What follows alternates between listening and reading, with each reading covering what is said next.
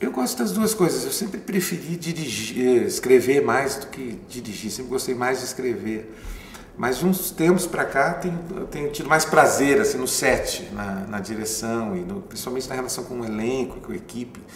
Eu, até um tempo assim, eu achava que o trabalho de direção era muito frustrante para o roteirista, porque sempre eu tinha imaginado uma coisa que não era exatamente assim que eu tinha imaginado. As condições de produção, da realidade mesmo, né, te impõem um negócio, não, mas não era bem isso, mas tudo bem.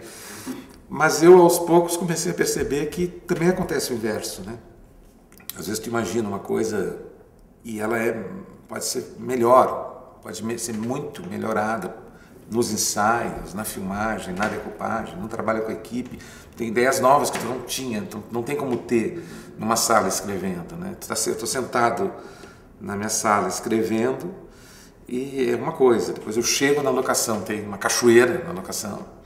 Não pensei naquela cachoeira, mas tem uma cachoeira. Então eu tenho que reescrever, repensar a cena, levando em consideração o espaço, né?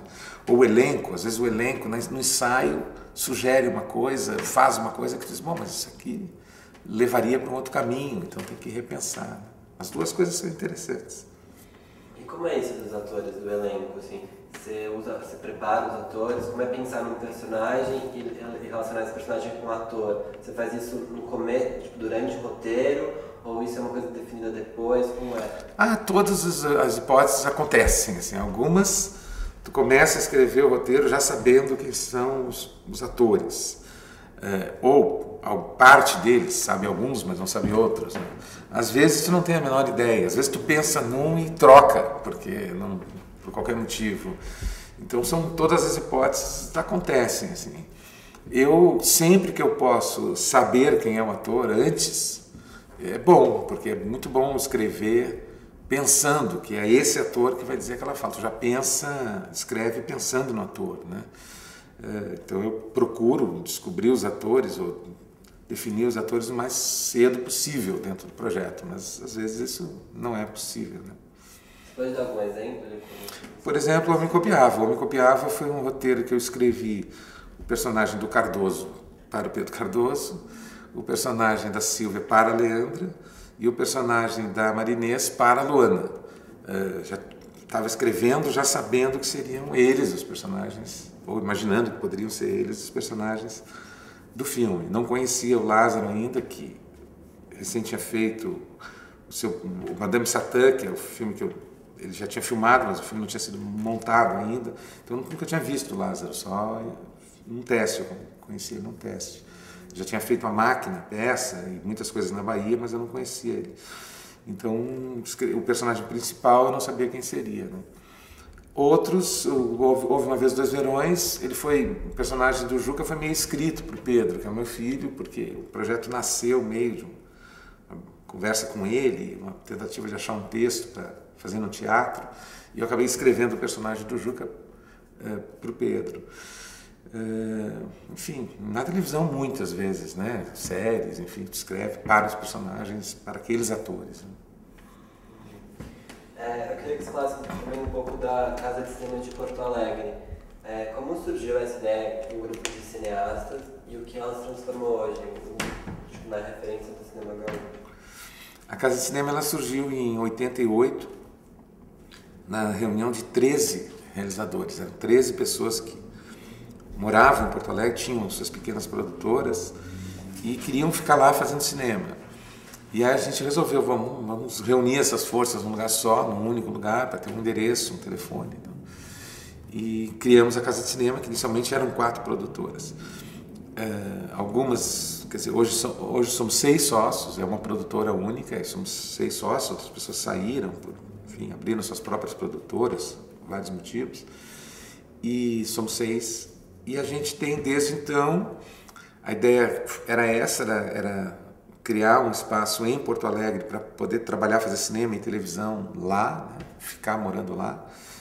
E é o que a gente tem feito desde então, né? Desde 88 a gente continua fazendo filmes, está sempre filmando, já fizemos alguns longas e muitos curtas, vários programas de televisão e é É um grupo de 6 pessoas e mais várias outras pessoas que não são sócios da produtora, mas que trabalham na equipe há muito tempo, né? A minha equipe de filmes, assim, mesmo dos trabalhos de televisão, é basicamente a mesma há muito tempo, com algumas variações sempre, né? A ideia que eu tenho de cinema, por exemplo, é que precisa muito de uma equipe, assim, é uma arte que se faz em equipe, que precisa de muitas pessoas. Além disso, precisa-se muito de dinheiro, de grana. Eu queria que você comentasse um pouco sobre as leis de incentivo. O que você acha sobre isso? Como está hoje, como está funcionando? Olha, eu posso comentar, não sou a pessoa mais indicada, a pessoa meio mal informado sobre as últimas coisas que estão acontecendo nessa área de captação de recursos, mas assim, de uma maneira ou de outra, o que vem acontecendo há algum tempo já, são várias leis federais, estaduais, municipais, de vários tipos, de incentivo à produção com isenção fiscal, né? Ou não, ou a fundo perdido, tem vários métodos, mas o que sustenta o cinema de longa-metragem brasileiro, em grande parte, são as leis que empresas privadas investem na produção e tendo dedução fiscal para botar esse dinheiro ali, né? Esses mecanismos de como isso é feito são sempre aperfeiçoáveis, né? Estão sempre mudando. E eu realmente não sei o que está acontecendo de novidade nessa área, assim. Mas quando a gente começou a fazer cinema no Rio Grande do Sul, lá esse grupo em 84, eu em 84, algumas pessoas um pouco antes, a nossa ideia, quando a gente criou uma associação profissional lá, era batalhar para que todo o dinheiro público fosse destinado para o cinema através de concursos públicos, porque até então não era assim.